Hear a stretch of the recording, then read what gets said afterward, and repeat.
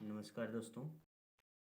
हम लोग हल कर रहे हैं प्रीवियस ईयर के क्वेश्चन पेपर, जिसमें साइंस हल कर रहे हैं। साइंस में हम लोग भौतिक विज्ञान देख रहे हैं और ऑलरेडी हम पहले से 5 सेट हल कर चुके हैं। आज हम लोग छठवां सेट हल करेंगे। और अभी तक जो लोग हमारे चैनल पर नए हैं वो लोग हमारे चैनल को सब्सक्राइब कर लें, ताकि नया जो अपडेट हो उसको मिलता रहे। ठीक है। और इसी तरह से हम साइंस का हल कराएंगे, मैथ का भी हल कराएंगे, और जो भी हमारे तरफ से होगा योगदान हम आप लोग को ज़रूर देंगे। निश्चित रूप से आप लोग अच्छा करेंगे और सभी लोग अंत तक वीडियो को ज़रूर देखें, क्योंकि इस क्वेश्चन में वही सब क्वेश्चन कराया जाएगा जो बार बार क्वेश्चन में पूछा जा रहा है हर सेट के अंदर। तो इससे एक अनुमान लग जाएगा, एक अंदाज़ा मिल जाएगा और आप लोग पेपर में बहुत अच्छा कर पाएंगे। आइए क्वेश्चन को देखते हैं हम लोग, है ना। कह रहे कि कोई दर्पण किसी भी वस्तु का प्रतिबिंब सदैव सीधा बनाता है। हमेशा सीधा तभी बनता है वो दर्पण होता है समतल होता है, नहीं तो उत्तल होता है। ठीक है। समतल में भी बनता है, उत्तल में बनता है, इसलिए इसका सही आंसर हो जाएगा समतल या उत्तल, दोनों हो जाएगा। आगे का क्वेश्चन लेते हैं हम लोग। कह रहे कि सामान्य आंख के लिए दूर बिंदु होता है। सामान्य आंख के लिए दूर बिंदु होता है अनंत। वहीं सामान्य आंख के लिए न्यूनतम दूरी पूछा होता है तो 25 सेंटीमीटर होता है। दूर बिंदु पूछा है तो इसका आंसर हो जाएगा अनंत। करें किसी चालक में 2 एम्पीयर की धारा प्रवाहित हो रही हो और 2 सेकेंड में उससे गुजरने वाले आवेश की मात्रा क्या होगी। ठीक है। तो इस क्वेश्चन को हम लोग हल कर लेंगे। एक फार्मूला होता है Q बराबर आई टी। Q बराबर फार्मूला होता है I इंटू टी। यहाँ पे 2 एम्पीयर की धारा है, टाइम भी 2 है। Q बराबर हो जाएगा 2 दूनी के 4 कूलम। आवेश का चूंकि मात्रक होता है कूलम, यानी इसका सही आंसर हो जाएगा 4 कूलम। इसमें हम 4 कूलम पर लगा लेंगे ट्रिक। कह रहा है कि प्रेरित विद्युत धारा की दिशा ज्ञात करने का नियम है। तो हम लोग फ्लेमिंग के दाएं हाथ के नियम से प्रेरित विद्युत धारा का मान और या उसकी दिशा, प्रेरित विद्युत धारा की दिशा हम लोग ज्ञात करते हैं फ्लेमिंग के दाएं हाथ के नियम से। ठीक है। बाएं हाथ के नियम से बल की दिशा ज्ञात करते हैं। अगला क्वेश्चन कह रहा है कि ओम का नियम लिखिए, इसके आधार पर एक ओम को परिभाषित कीजिए। ओम का नियम कह रहा है लिखने के लिए, हम ओम का नियम आसानी से लिख सकते हैं। ओम का नियम, ओम का नियम sir Isaac Newton, sir Isaac जो ओम है, इन्होंने एक रिलेशन जोड़ा। कहा कि किसी चालक तार की लंबाई को नियत रखा जाए, उसके तापमान को नियत रखा जाए, उसके अनुप्रस्थ काट का क्षेत्रफल नियत रखा जाए, तो उसमें प्रवाहित होने वाली धारा उनके सिरों के विभवांतर के अनुक्रमानुपाती होता है। ठीक है। किसी चालक में ओम के नियमानुसार किसी चालक का प्रतिरोध, नहीं, किसी चालक में प्रवाहित होने वाली धारा, प्रवाहित होने वाली धारा धारा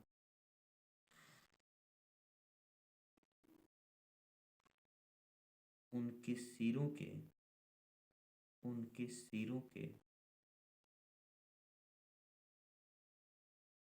विभवांतर के अनुक्रमानुपाती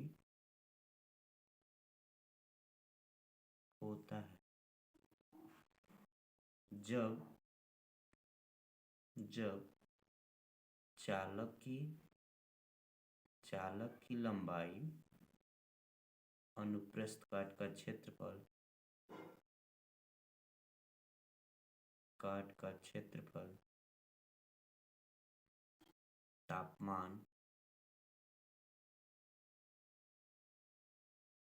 तापमान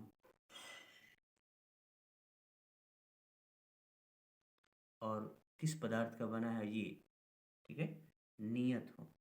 क्या हो, नियत हो, नियत हो। जब किसी चालक तार की लंबाई, अनुप्रस्थ कण का क्षेत्रफल और तापमान नियत होगा तो उस चालक में प्रवाहित होने वाली धारा उनके सिरों पर विभवांतर के अनुक्रमानुपाती होता है। ठीक है, यानी कि V प्रोपोर्शनल टू I। यहाँ से एक फार्मूला भी निकलता है, V बराबर I R। प्रश्न में ये भी कहा था कि एक ओम को परिभाषित कीजिए। एक ओम को परिभाषित करने के लिए हम R बराबर लिख सकते हैं V बटा I।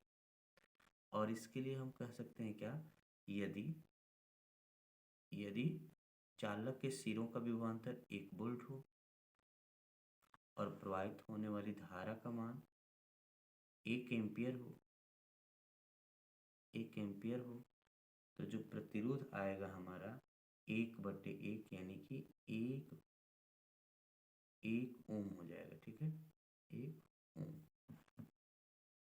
यानी कि हम कह सकते हैं यदि यदि किसी चालक के सिरों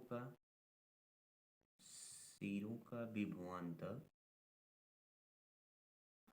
चालक के सिरों का विभवांतर 1 वोल्ट तथा उस चालक में प्रवाहित होने वाली धारा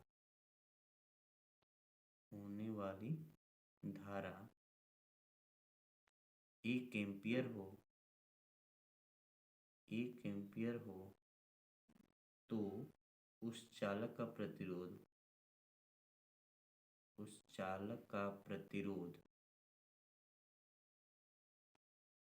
1 ओम होता है, 1 ओम होता है।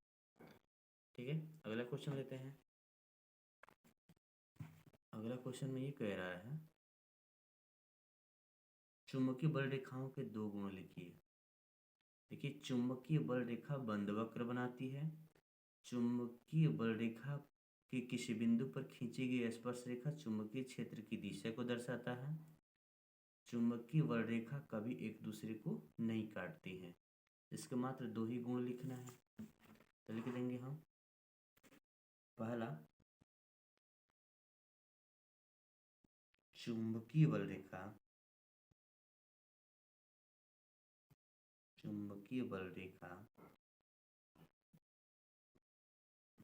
बंद वक्र बनाती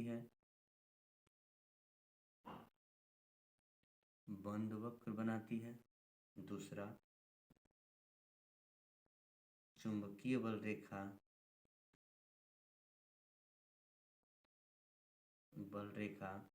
एक दूसरे को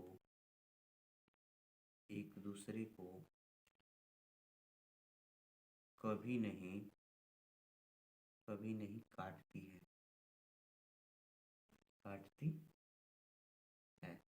चुंबकीय बल रेखा एक दूसरे को कभी नहीं काटती है और ये बंद वक्र बनाती है। अगला क्वेश्चन देखते हैं हम लोग। कह रहे कि 16 सेंटीमीटर फोकस दूरी वाले अवतल दर्पण के सम्मुख एक वस्तु 8 सेंटीमीटर की दूरी पर रखी है। प्रयुक्त किरण आरेख बनाइए और तथा प्रतिबिंब की स्थिति एवं प्रकृति भी बताइए। 16 सेंटीमीटर फोकस दूरी है और 8 सेंटीमीटर की दूरी पर वस्तु रखी गई है अवतल दर्पण के सम्मुख। इसका फिगर बना सकते हैं हम लोग अवतल दर्पण में। ठीक है, ये आपका अवतल दर्पण हो गया। इसकी फोकस दूरी P हो गया, ये आपका F हो गया, ये आपका सेंटर हो गया। फोकस दूरी दिया था 16 सेंटीमीटर और वस्तु की जो दूरी है ये दिया है 8 सेंटीमीटर। ये भी वस्तु है। समांतर किरणें जो होती है टकराने के बाद फोकस जाएगी और एक सेंटर के रास्ते से लेते हैं। ये दोनों किरणें इधर नहीं काटेंगी, इसको बैक करेंगे, हम पीछे करेंगे। ठीक है, इसका इमेज सीधा बनेगा, आभासी बनेगा और दर्पण के पीछे बनेगा। ठीक है, दर्पण के पीछे बनेगा। यू का मान दिया है आपका, यू बराबर -8 सेंटीमीटर। एफ बराबर भी दिया है -16 सेंटीमीटर। भी का मान पूछ रहा है क्या होगा। ठीक है, इस क्वेश्चन को देखते हैं हम लोग, है ना। दर्पण का सूत्र होता है 1/f = 1/v + 1/u। एफ का मान दिया है 16, माइनस में रखेंगे। 1/v का मान निकालना है, यू का मान निगेटिव दिया है 8, इसको इधर लाएंगे 1/+8 हो जाएगा प्लस 1/16 हो जाएगा इक्वल टू 1/v हो जाएगा। दोनों का एलसीएम लेंगे तो हो जाएगा 16, 8 दूनी 16, 16 का में 16 बराबर 1/v। ये हो जाएगा 3/16 बराबर 1/v, यानी कि v का मान आ जाएगा 16/3, यानी कि 3 × 5 = 15, 5.3 लगभग में आएगा इतना सेंटीमीटर। ठीक है, आगे का क्वेश्चन देखते हैं हम लोग। कह रहा है इसमें किसी उत्तल लेंस द्वारा बने प्रतिबिंब हेतु किरण आरेख बनाइए तथा प्रतिबिंब के आकार पर टिप्पणी भी कीजिए जबकि वस्तु अनंत एवं 2f के बीच स्थित हो और वस्तु 2f पर हो। ठीक है, उत्तल लेंस में प्रतिबिंब बना करके किरण आरेख में दिखाना है। ठीक है, आइए इस क्वेश्चन को देख लेते हैं। एक उत्तल लेंस हम लोग बनाएंगे।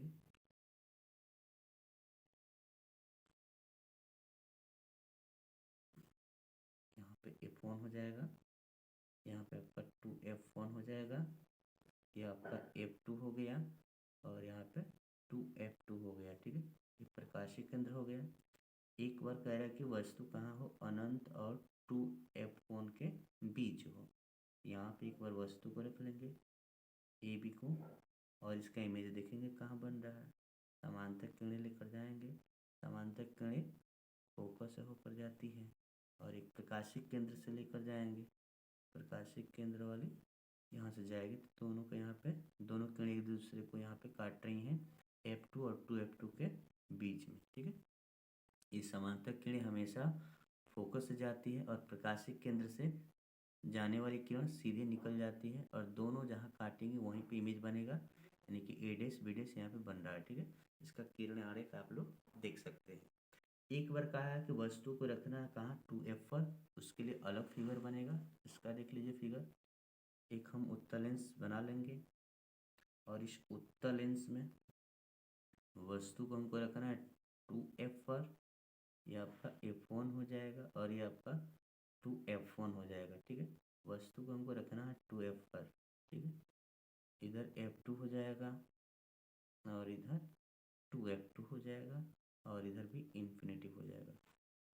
फिर ये समांतर किरण लेकर जाएंगे यहाँ से हम, ए बी है वस्तु, तो एक निश्चित रूप से फोकस से जाएगा और एक हम लोग प्रकाशिक केंद्र से लेकर जाएंगे, बिना विचलन हुए निकल जाएगी ये। तो दोनों किरणें यहाँ पे काट रही हैं, यानी कि 2f पर रखने पर, 2f1 पर रखने पर इमेज 2f2 पर बन रहा है, उल्टा बन रहा है, वास्तविक बन रहा है। ठीक है, सेम साइज का बन रहा है, सेम आकार का बन रहा है यहाँ पे, और यहाँ पे वस्तु का उल्टा इमेज बन रहा है, वास्तविक बन रहा है और 2f2 और 2f2 के बीच बन रहा है, छोटा बन रहा है, यहाँ पे छोटा प्रतिबिंब बन रहा है। ठीक है, वस्तु से। इसका किरण आरेख आप लोग देख सकते हैं। अगला क्वेश्चन हम लोग देखते हैं।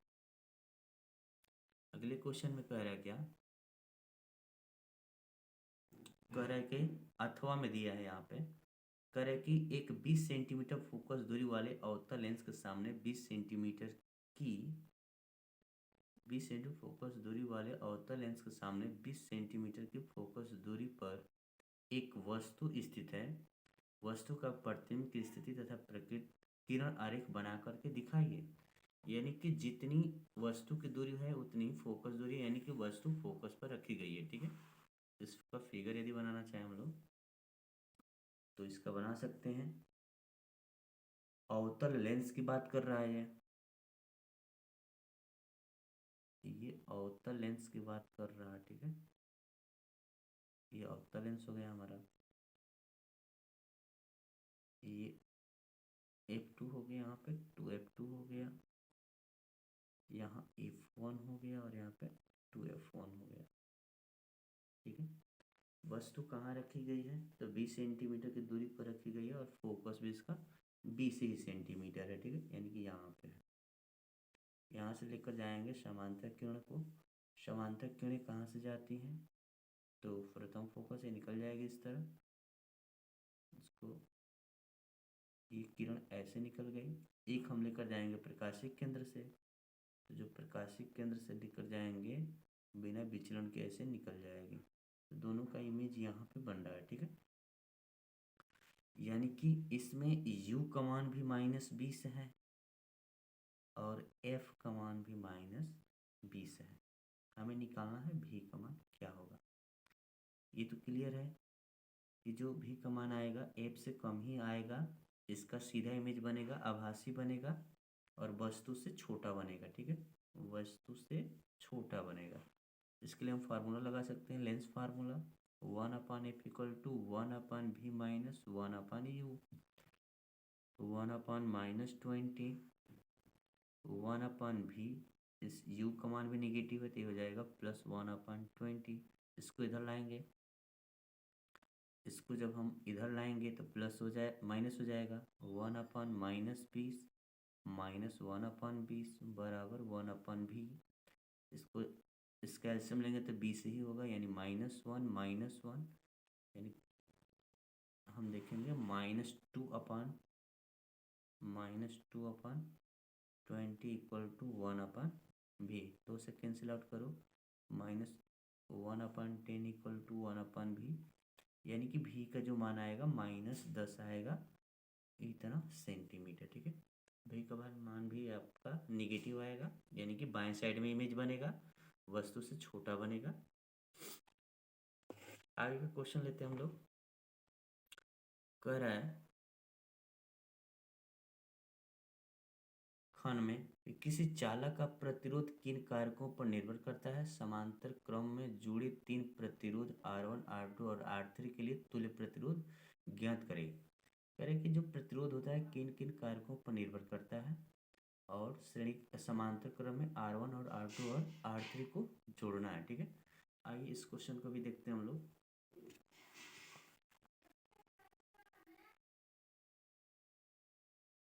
R बराबर होता है ρ/L/A। ये कई बार बार एक क्वेश्चन को पूछ रहा है, इसको इम्पोर्टेंट लगा लीजिएगा। कह रहे कि प्रतिरोध किन किन कारकों पर निर्भर करता है। प्रतिरोध लंबाई पर, क्षेत्रफल पर और प्रतिरोधकता पर।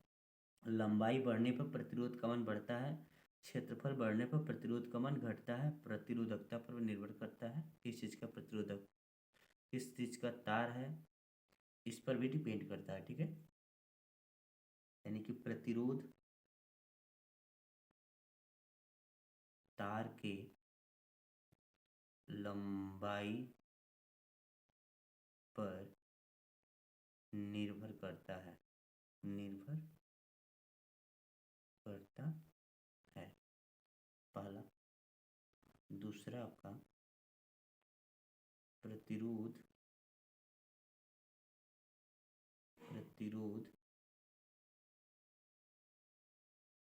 तार के अनुप्रस्थ काट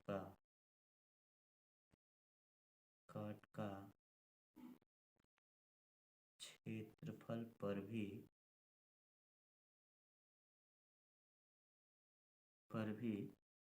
निर्भर करता है, निर्भर करता है, ठीक है। तीसरा जो प्रतिरोध होता है, प्रतिरोध तार के प्रतिरोधकता पर भी निर्भर करता है, कह रहा था कि प्रतिरोध किन किन कारकों पर निर्भर करता है? तार की लंबाई पर, अनुप्रस्थ काट के क्षेत्रफल पर और प्रतिरोधकता पर। 3 ये कारक हैं जिस पर निर्भर करता है। कह रहे कि 3 प्रतिरोध हैं, R1, R2 और आपका R3, ठीक है। कह रहे कि इनके लिए तुल्य प्रतिरोध के लिए आप फार्मूला निकालिए, ठीक है। यहाँ पे एक बैटरी है V वोल्ट की, ठीक है। यहाँ से करंट जाएगा इस तरह, यहाँ से धारा बढ़ जाएगी। ये R1 हो गया, ये आपका R2 हो गया और ये R3 हो गया। इसके तुल्य प्रतिरोध की गणना करनी है, ठीक है। यहाँ से धारा बढ़ जाएगी, इसमें चला जाएगा I1 एम्पियर की, इसमें चला जाएगा I2 एम्पियर की और इसमें चला जाएगा I3 एम्पियर की। यहाँ पे जा रहा था I एम्पियर की, ठीक है। I एम्पियर की धारा बढ़ जाएगा, लेकिन यहाँ के टर्मिनल, जब तक टर्मिनल नहीं बदलेगा तब तक विभवांतर नहीं बदलता है, और जब तक रास्ता नहीं बदलेगा तब तक धारा नहीं बदलती है, ठीक है। रास्ता यहाँ पे बदल चुका है, इसलिए धारा बदल जाएगी, परंतु विभवांतर नहीं बदलेगा। तो हम क्या करेंगे, यहाँ पे लिखेंगे कि पहले प्रतिरोध के तार में विभवांतर यानी कि पहले प्रतिरोध के तार में नहीं, विभवांतर नहीं, प्रवाहित होने वाली धारा निकाली, ठीक है। प्रवाहित होने वाली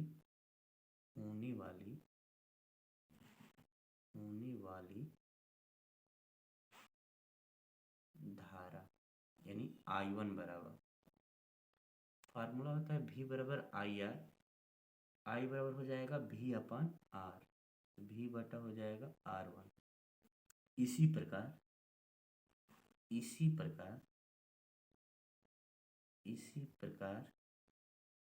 दूसरे प्रतिरोध में प्रवाहित होने वाली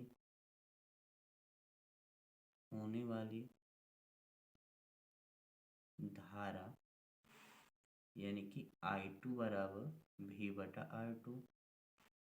इसी तरह से I3 बराबर हो जाएगा V अपन R3, यानी कि तीसरे प्रतिरोध में, है ना।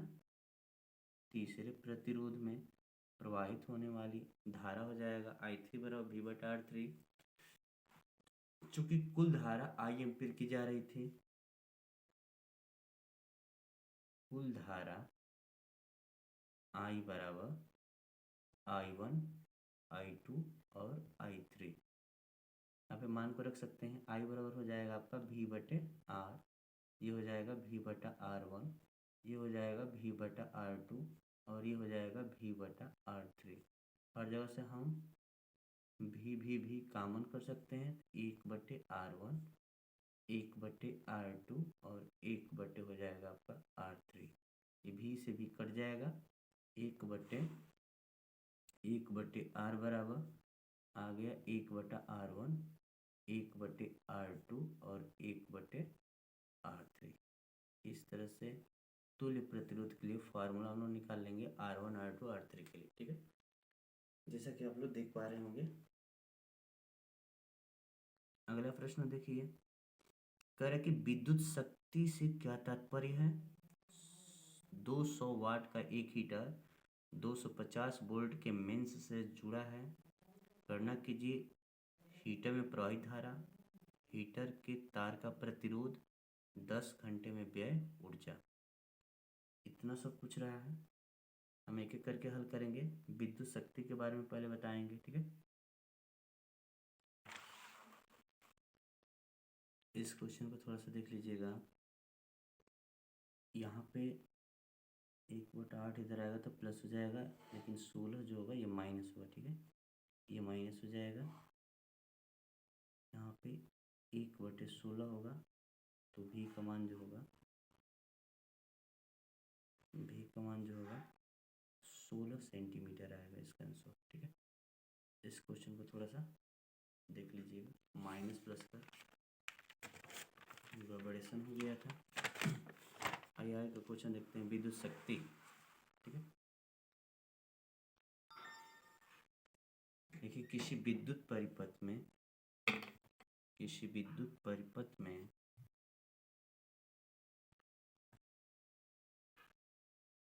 विद्युत परिपथ में किस दर से ऊर्जा क्षय होती है,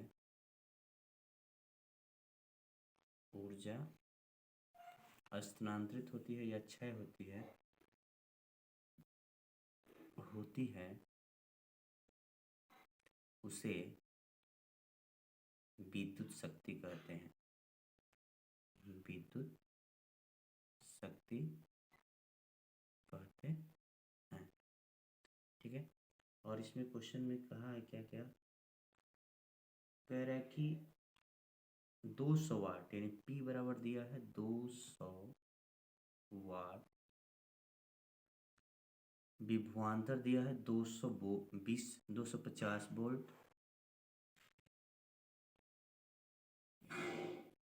और टाइम दिया है 10 घंटा।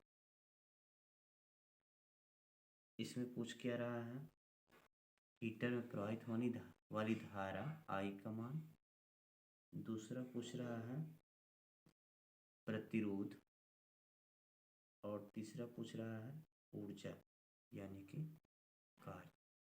ठीक है,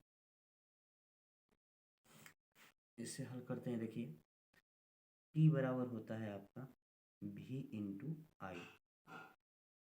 आई बराबर हो जाएगा P अपान V।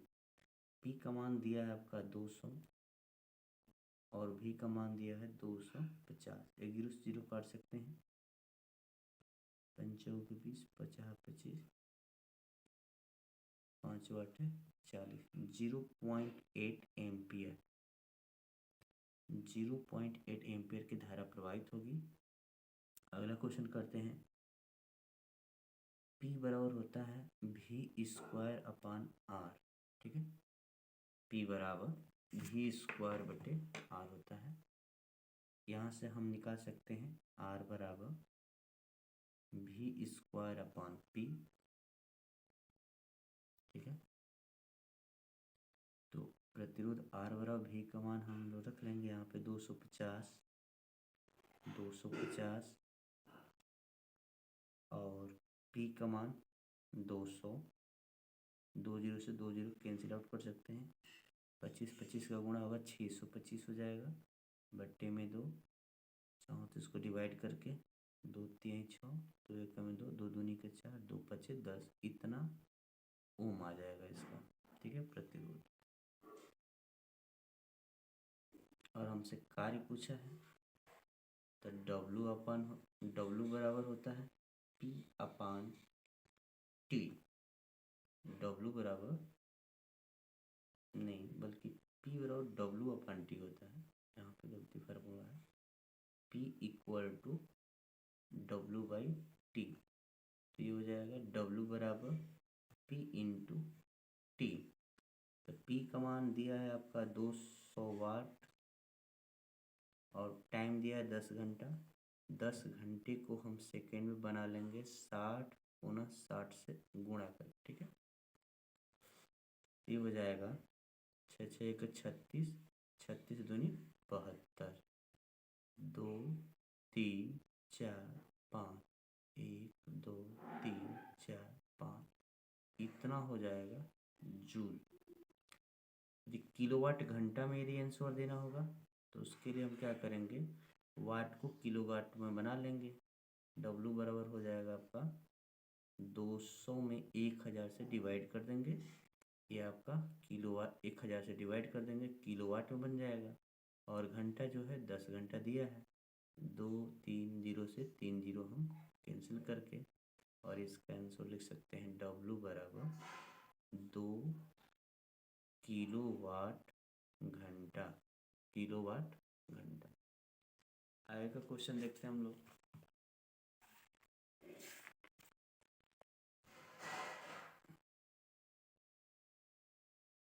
क्रय की दृष्टि धारा एवं प्रत्यावर्ती धारा में अंतर क्या अंतर होता है, विद्युत मोटर की रचना, सिद्धांत एवं कार्यविधि का वर्णन कीजिए। इस विद्युत मोटर के बारे में, प्रत्यावर्ती धारा के बारे में हम पिछले वीडियो में चर्चा कर चुके हैं। इसे आप लोग ध्यान से देख लीजिए, इसको इम्पोर्टेंट लगा लीजिए। बार बार एक क्वेश्चन पूछा जा रहा है सेट में, इसलिए विद्युत मोटर और विद्युत जनित्र ये बहुत ही इम्पोर्टेंट है। इनको ध्यान से आप लोग देख लीजिए। करके फ्लेमिंग के बाएं हाथ के नियम लिखिए।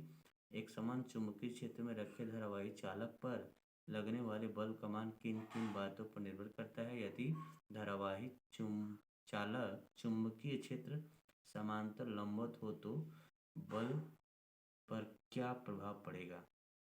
इस क्वेश्चन को भी हम पिछले वीडियो में करा चुके हैं, इसको भी आप लोग देख सकते हैं। अथवा का क्वेश्चन है ये। आज के लिए मैं इतना ही रहने देता हूँ, तब तक के लिए नमस्कार। अभी तक जो लोग हमारे चैनल पर नए हैं वो लोग हमारे चैनल को सब्सक्राइब कर लें और लाइक कर लें, ताकि नया नया अपडेट आपको मिलता रहे। और ऐसे ही हम हर वीडियो को, हर प्रीवियस ईयर के क्वेश्चन को मैं सेट को हल कराऊंगा, मैथ का भी हल कराऊंगा और साइंस का भी हल कराऊंगा।